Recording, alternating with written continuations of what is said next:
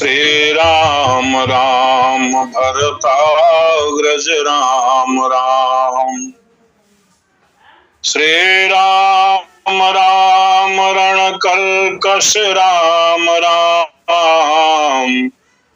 श्री राम राम शरणं भव राम राम।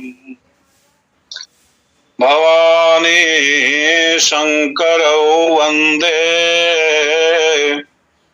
श्रद्धा विश्वासरूपिणौ। याभ्यां विना न पश्यन्ति सिद्धा स्वान्तस्थमीश्वरम्। अतुलित बलधामं हेमशैलाभदेहं तनुज बन कृशानुं ज्ञानिनामग्रगण्यम्। सकल गुण निधानं वानराणामधीशं रघुपति प्रिय भक्तं वातजातं नमामि। यत्र यत्र रघुनाथ कीर्तनं तत्र तत्र कृतमस्तकाञ्जलिम्।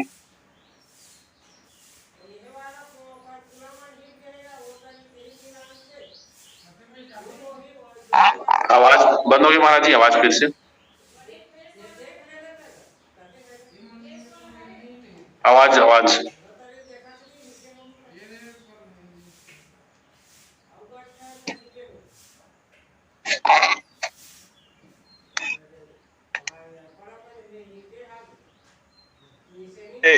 नमः।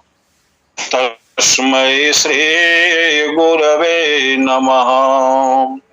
तस्मै श्री गुरवे नमः।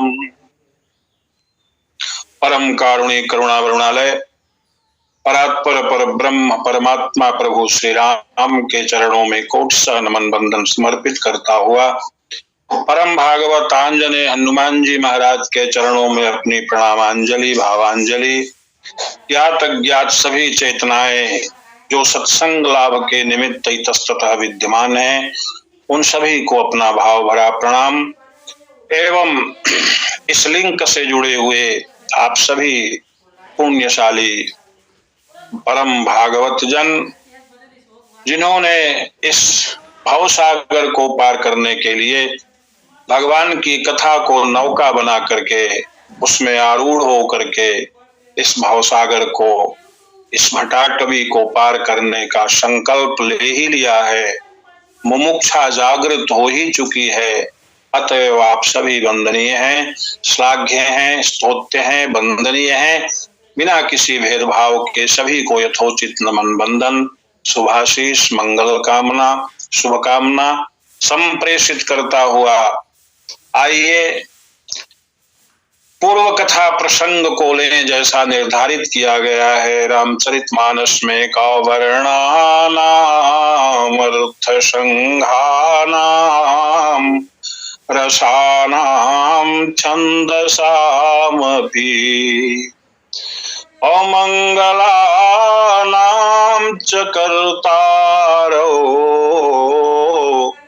वंदे वाणी विनायकौ। जैसे कि कल चर्चा हो रही थी,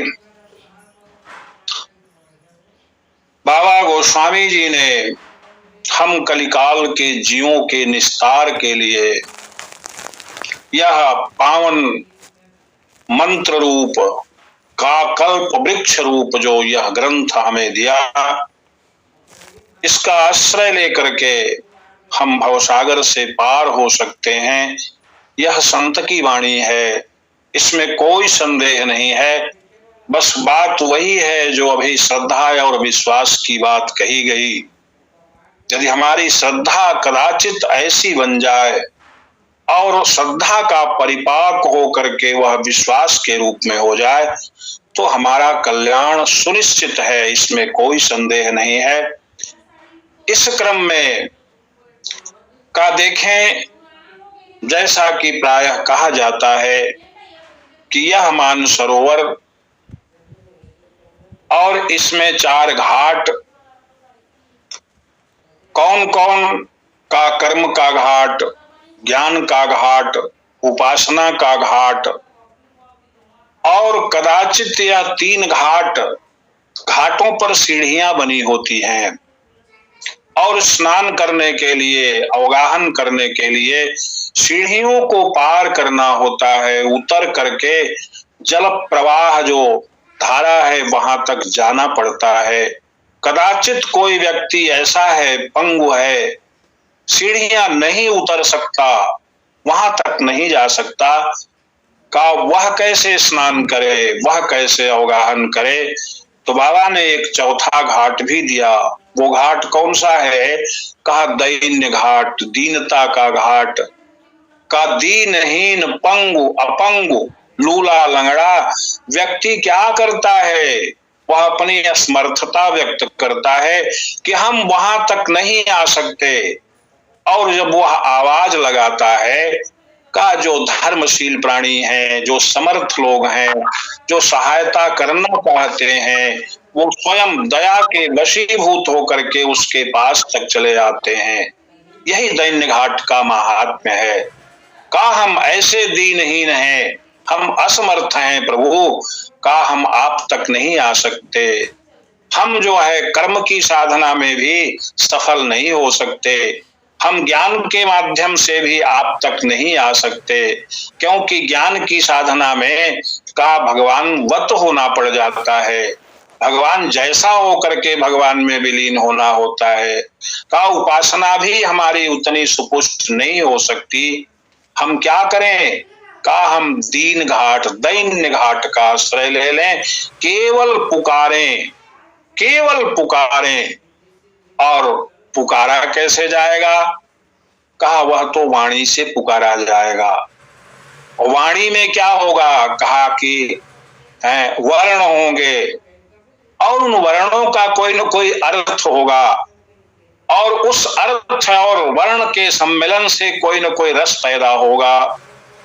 का मानो यही पुकार, वर्ण, अर्थ और उससे निकलने वाला जो भावमय रस है, उसी को मानो छंदोबद्ध कर दिया और उसी से मंगल की का।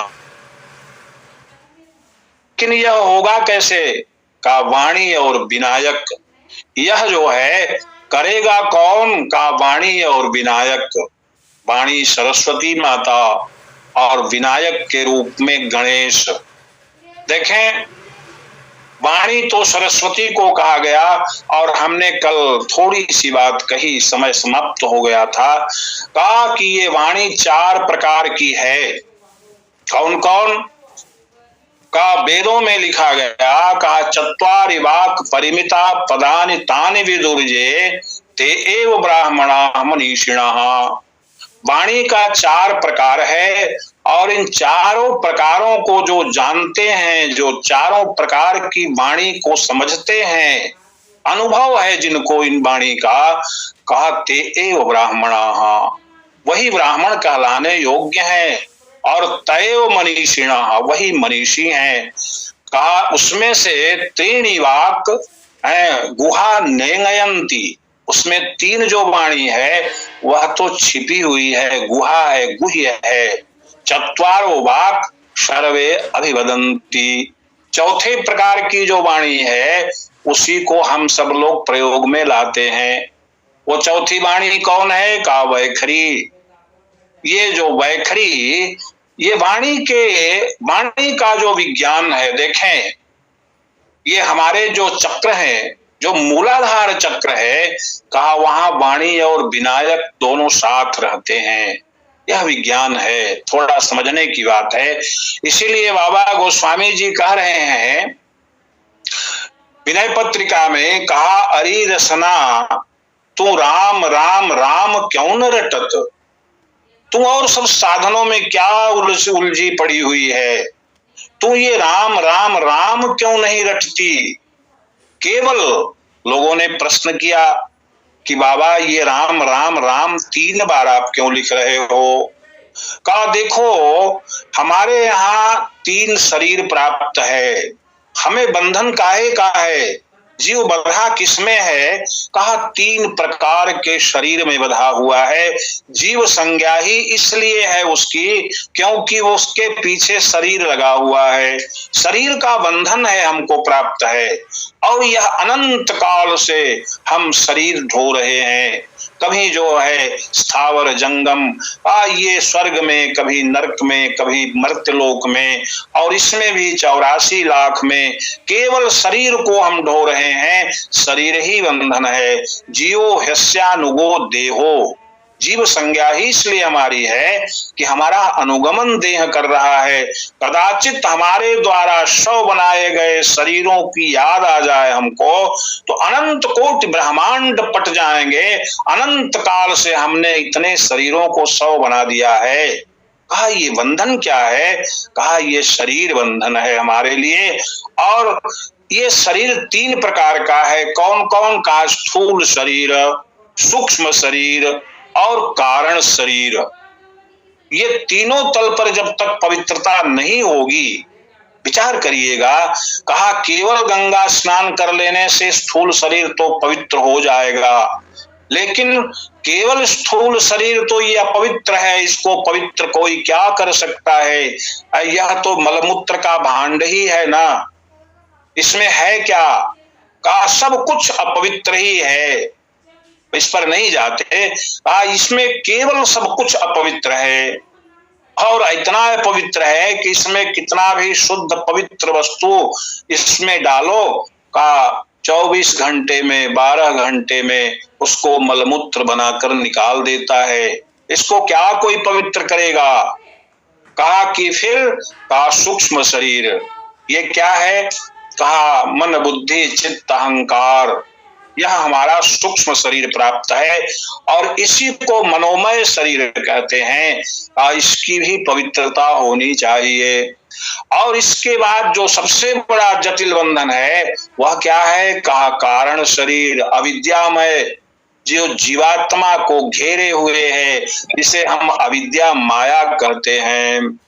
कायिक दोष अतिशय दुख रूपा, अजावस जीव पराभव कूपा। ये भावकूप में डालने वाली अविद्या माया जो जीवात्मा को उसके स्वरूप का विस्मरण करा देती है, वही के कारण हम इस देह को अपना स्वरूप मान लेते हैं और अनेक प्रकार के मान धारण कर लेते हैं। हम ब्राह्मण हैं, हम क्षत्रिय हैं। शरीर धर्म को स्वीकार करने के कारण, शरीर को अपना स्वरूप मानने के कारण हम शुद्धो हम विशुद्धो हम चिदानंद रूप स्योहम स्योहम, जो हमारा वास्तविक स्वरूप है ना, उसको भूल करके हम अपने को मैं अमुक हूं, मैं अमुक हूं, मैं संसारी हूं का इन प्रकार के मान को धारण कर लेते हैं हम। इसका मूल में क्या है? का वही अविद्यामय शरीर का। ये 3 प्रकार के शरीर जब तक पवित्र नहीं होंगे तब तक यह बंधन नहीं कटेगा। इसीलिए बाबा गोस्वामी जी ने कहा, कारी रसना तू राम राम राम, क्यों न रट तो। यह तीनों बंधन यदि काटना है भैया, का वैखरी वाणी, मध्यमा वाणी, और फिर जो है पश्यंती वाणी, फिर परा वाणी, ये वाणी का आश्रय ले लो ना। ये वाणी और यह वाणी विनायक के साथ मिल करके तुम्हारे बंधन को काट देगी। तुम्हें अन्य साधना करते करते अनंत जन्म बीत चुके हैं, लेकिन बंधन कटा क्या? नहीं कटा, लेकिन तुम्हारा बंधन कट जाएगा।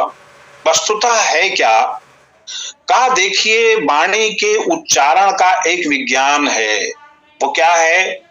कहा सबसे पहले जब हम वाणी के माध्यम से कोई अभिव्यक्ति करना चाहते हैं तो इसकी प्रक्रिया कहां से शुरू होती है? का सूक्ष्म शरीर से शुरू होती है। अविद्या कारण में जो शरीर है वहां से शुरू होती है, और आती कहाँ तक है? कहा स्थूल शरीर, ये जो जिह्वाग्रभाग है, कंठ तालवादि देश है, कहा ये जो स्थूल शरीर है वहां तक आती है।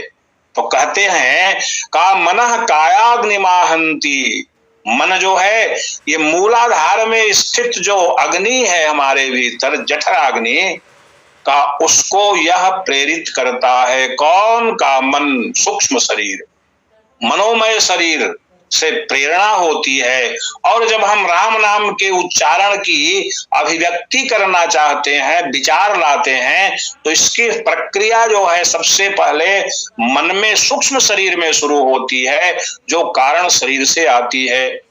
और इसके बाद जो है वहां से क्या होता है? मनः कायाग्निमाहंति, वह अग्नि को प्रेरित करता है मन। और सब प्रेरयति मारुतम, आग जो है, जो वायु है, उसको प्रेरित करती है। और वायु क्या करता है फिर?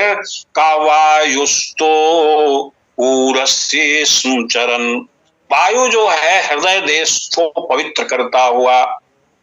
और फिर क्या होता है? का कंठ देश में आता है, और मधुरम जनितेश्वरम, मुख में, कंठ में, फिर जो है तालवाद स्थानों से व्याघातित होकर के का जिह्वा के माध्यम से वैखरी वाणी के रूप में प्रकट होता है। कहा यह वाणी का विज्ञान है, यह वाणी है। और एक बात और है, का मूलाधार देश में वाणी और विनायक दोनों एक साथ रहते हैं। और देखें का हमारी साधना जब शुरू होती है तो क्या होता है?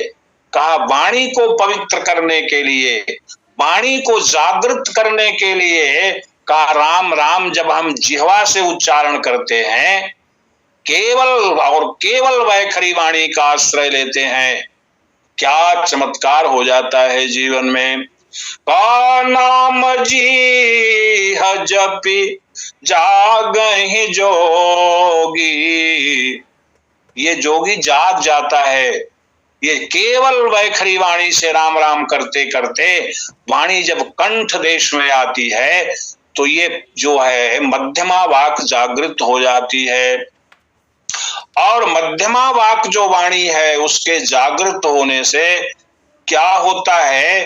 का अब जो है सर्वत्र और सर्वत्र, अब यह कंठ देश में जो जीहा है हमारी, जो छोटी सी घंटी लटक रही है, का उसी को जीहा कहते हैं।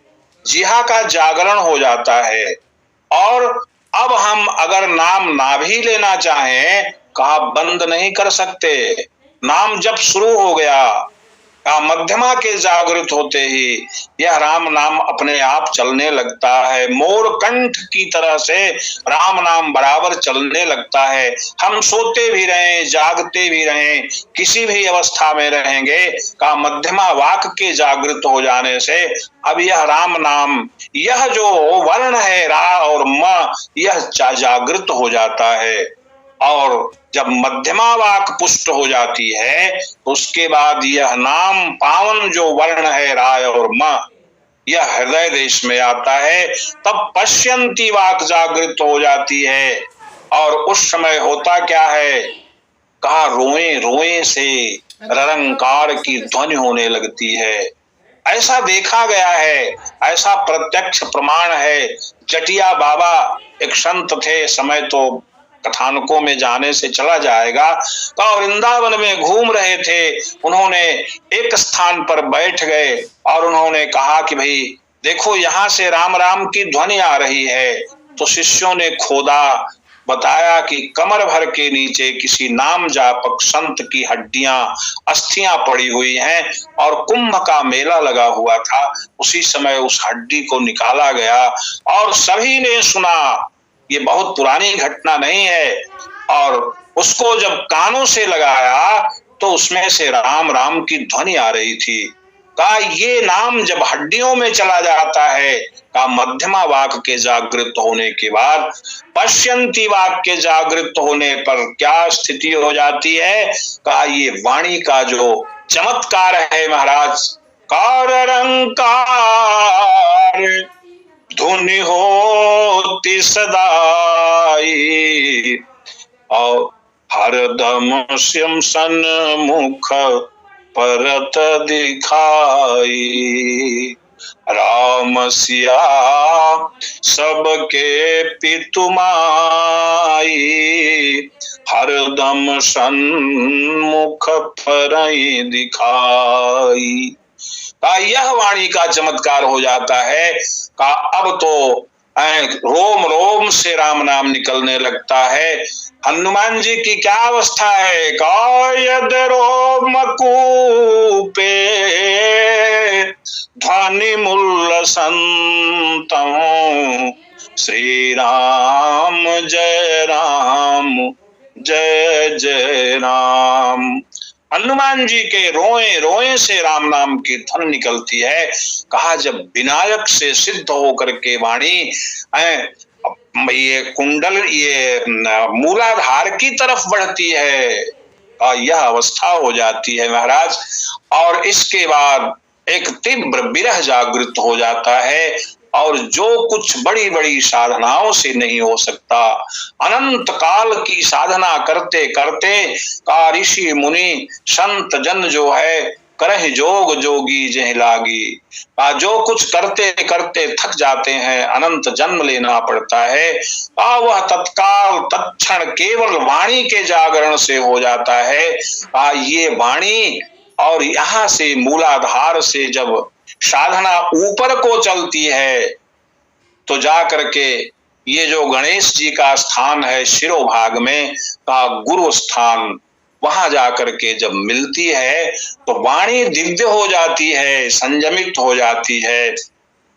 और वह जो है वाणी और विनायक के माध्यम से जो वाणी है, वह वाणी भगवत परायण होकर के, क्योंकि गणेश जी भी केवल वही वर्ण का आश्रय लेकर के रा और माँ का आश्रय लेकर के प्रथम पूज्य हुए, और शारदा भी एक लकड़ी की नारी की तरह से नर्तन करने वाली, कबीर अजिर नचावहि बानी, कहा ये भी राम नाम के आश्रय से नाचने वाली है। ऐसा जब खो जाता है ऐसे, और वर्ण है क्या? सचमुच में बाबा गोस्वामी जी से पूछा गया कि बाबा इसमें है क्या? कहा इसमें तो भगवान शंकर का आशीर्वाद है। का शंकर का आशीर्वाद क्या है? बड़ी विचित्र बात है। का जिस समय समुद्र मंथन हुआ, मानो वेद रूपी समुद्र का मंथन हुआ। एक तो देवता और दैत्यों ने मंथन किया, तो जो समुद्र है जल वाला समुद्र का वेद रूपी समुद्र का मंथन हुआ।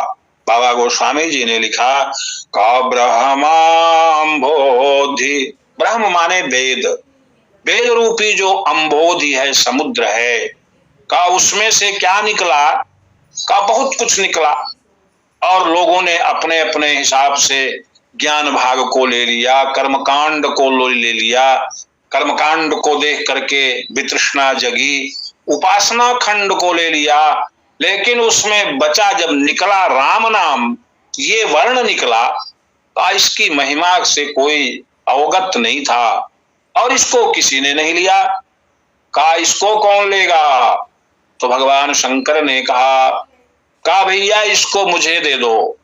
ब्रह्माम्बोधि समुद्भवम कलिमल प्रध्वंसनम चाव्ययम, यह कलिमल का प्रध्वंसन करने वाला है और अव्यय है, कभी भी इसका क्षय नहीं होता, घटता बढ़ता नहीं है। और का क्या हुआ? कहा भगवान शंकर ने इसको अपने मुख पर बसा लिया। इस राम नाम को, ये दो वर्णों को भगवान शंकर ने अपने मुख पर बसा लिया। श्रीमद शंभु मुखेंदु सुंदर वरे श्री शंभुना शोभितम, का भगवान शंकर ने इसको अपने मुखेंदु जो चंद्र के समान मुख था भगवान शंकर का, उस पर संशोभित कर लिया। का ये राय और नाम दो वर्ण भगवान शंकर सबसे पहले प्राप्त किए, ऐसा वर्णन आता है। और जो वर्ण है जितनी वर्णमाला है वो कहां से पैदा हुई? कहा इसी राय और म रूपी वर्ण से। कहा ये राय और म यही सारे वर्णों का जनक है और अग्नि का बीज मंत्र है रा और म, और इसी से जगत की उत्पत्ति भी होती है। कहा सबका बीज है राय और म यही वर्ण। तो वर्णा नाम से मानो बाबा गोस्वामी जी का गंभीरतम भाव यह है कि यह रा और म का कैसे उत्पन्न हुआ? का भगवान शंकर नर्तन करते हुए ये राय और म की साधना कर रहे थे, राम राम राम यही तो रटते थे। का क्या हुआ? कहा आदि में नृत्यावसाने अचानक उठ करके उन्माद सा हुआ और नाचने लगे और 14 बार डमरू बजा।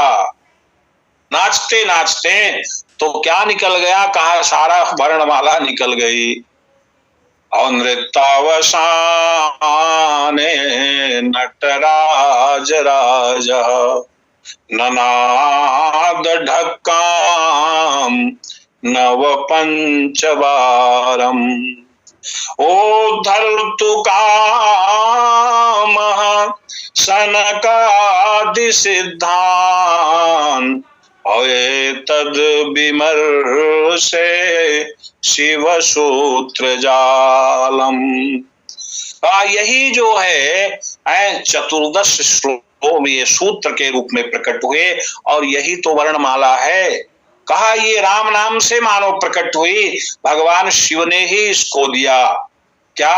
अयुणरिक एवं अयउच हैवरट लणय मगणनम झमय घड़धस जब गड़दस खप छठत चटतव कपय सखसर हल। ये 14 सूत्र डमरू से निकले और कहा कि ये जो है ये भगवान शंकर को जो प्राप्त हुआ यह तो राय और म रूपी वर्ण से ही प्राप्त हुआ। मानो ये वर्ण की साधना भी कहाँ ले जाती है? कहा राय और म की ओर ले जाती है। इससे राम नाम ही सिद्ध होता है, राम नाम की ही महिमा प्रकट होती है। तो इस प्रकार से भगवान शंकर के द्वारा प्रदत्त यह जो भगवान शंकर के मुख पर जो बसा हुआ यह रा और म है। और बाबा गोस्वामी जी को तो किसी ने पूछा कि इसमें है क्या रामचरितमानस में, तो उन्होंने कहा कि मेरी दृष्टि में इसमें और कुछ नहीं है भैया, है मेरी दृष्टि में तो केवल राय और म है और कुछ नहीं है। आए ही रघुपति नाम उदारा अति पावन पुराण श्रुति सारा अति पावन पुराण श्रुति सारा।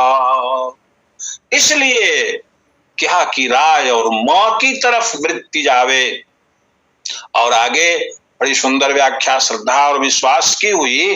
कहा बस यही तो बनाना है कि हम पढ़ें रामचरितमानस को, पाठ करें रामचरितमानस का। कहा ये शब्द के रूप में हमारी उपासना है। और एक दीन जो है ना, जिसके पास अन्य कोई साधन नहीं है, तो केवल वर्ण की साधना, वर्ण ही उसका आधार है। वह केवल पुकार कर सकता है, केवल वैखरी वाणी से पुकारे, कल पुकारने मात्र से काम बन जाएगा। इसलिए का वाणी और विनायक यही तो शुद्ध पवित्र करते हैं। का विनायक हैं कौन? का भगवान शंकर के पुत्र ही तो विनायक हैं गणेश जी। और भगवान शंकर का सबसे प्रियतम मंत्र यह अक्षर, यह वर्ण राय और म है, और उसी से निकले हुई यह सारी की सारी वर्तनी है, जिसका नियामक का जितने भी गण बोध्य व्यवस्थाएं हैं उनके ईश तो गणेश ही हैं, इसीलिए प्रथम पूज्य भी हैं। तो कहा हमारे इंद्रिय ग्राम जो इंद्रियों का समूह है का वह भी एक मानो गण है, उसके ईश गणेश हैं। गणेश जी, अगर गणेश जी अनुकूल हो, कहा दूसरे अर्थ में हमारी इंद्रियां मानो गण हैं। ये चक्षु जिह्वा श्रोत्र जितनी भी कहा पंच कर्मेंद्रियां, पंच ज्ञानेंद्रियां, ये मानो गण है और इनका ईश कौन है? कहा मन है। मन जो है सबका स्वामी है। तो मन के रूप में भी गणेश जी, और यही बात बाबा गोस्वामी जी कह रहे हैं, कहा जब मन और वाणी का एकाकार हो जाए और वह गणेश रूप हो जाए, गुरु रूप हो जाए, हमारी मन हमारी वाणी गणेश रूप हो करके कहा जब चलेगी तो उसमें जो भी वर्ण की यात्रा होगी, उससे जो अर्थ की यात्रा होगी, उससे जो रस निकलेगा, वह तो जो रस का जिस रस का सेवन गणेश जी करते हैं, गुरु रूप में व्यक्ति करता है, जो गुरु रूप हो चुका है, वह जो है वह भगवत रस है, वह तो राम रस है। कहा उस रस की प्राप्ति हो जाएगी। का मन समेत, ये मन ही गणेश है मान लीजिए।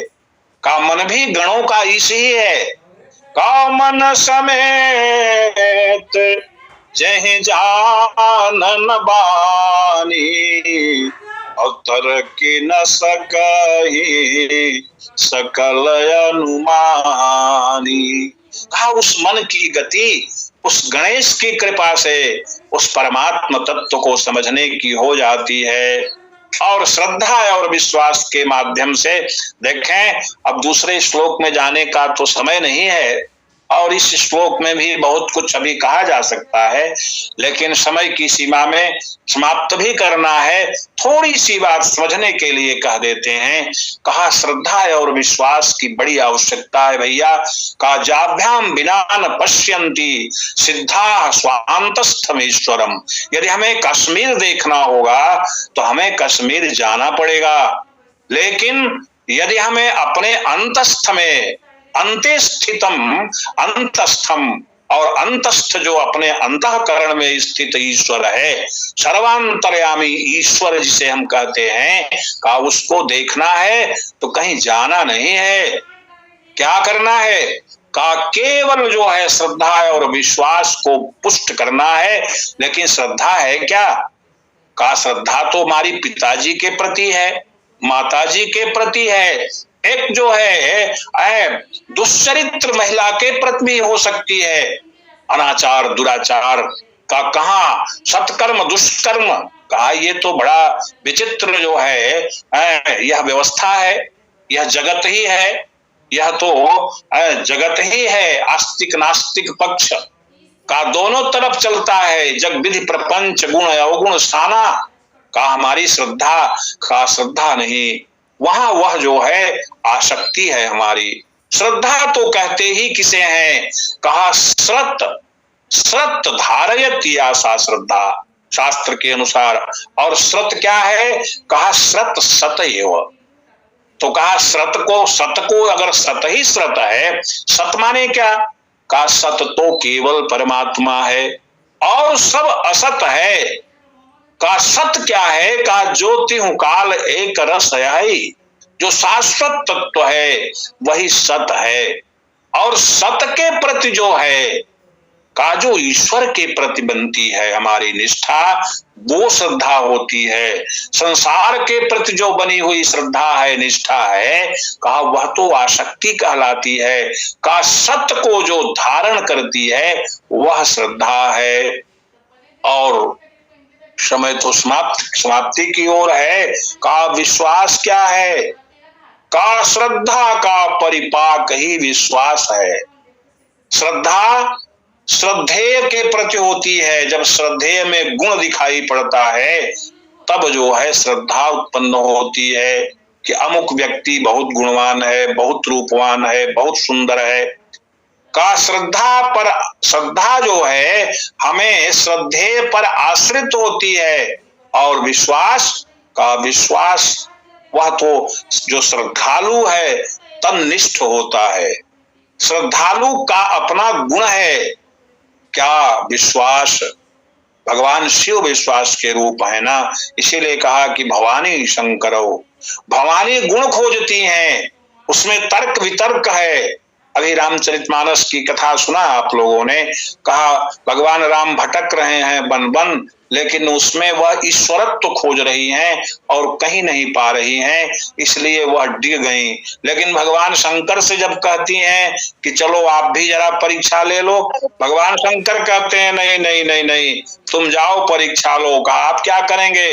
कहा तब लगी बैठी अहाओ बट छाई, और जब लगी तुम आई हो मम पाई। कहा ये विश्वास, और विश्वास क्या है? कहा विगत श्वासा, निष्प्राण सा। कहा जिसमें हमारा विश्वास हो जाता है उसके लिए हम मानो मर जाते हैं, मुर्दे हो जाते हैं। जैसे मुर्दा कुछ भी विरोध नहीं करता, कोई इच्छा नहीं करता, कहा जैसे चाहे, कहा वैसे उसके साथ व्यवहार कोई कर ले। कहा जब विश्वास जिसके प्रति हमारा हो गया, फिर उसमें हम गुण अवगुण नहीं देखते, अटूट विश्वास धारण करते हैं। कहा जब इस भाव के साथ हम परमात्मनिष्ठ होते हैं और इस ग्रंथ का की समीक्षा, समालोचना, अवगाहन जब उस भाव के साथ करेंगे तो अवश्य में वो सीताराम जी हमारे हृदय में, हमारे मानस पटल में प्रतिष्ठित हो जाएंगे और ग्रंथकार का उद्देश्य पूरा हो जाएगा। बोलिए सियावर रामचंद्र की जय। बोलिए सियावर रामचंद्र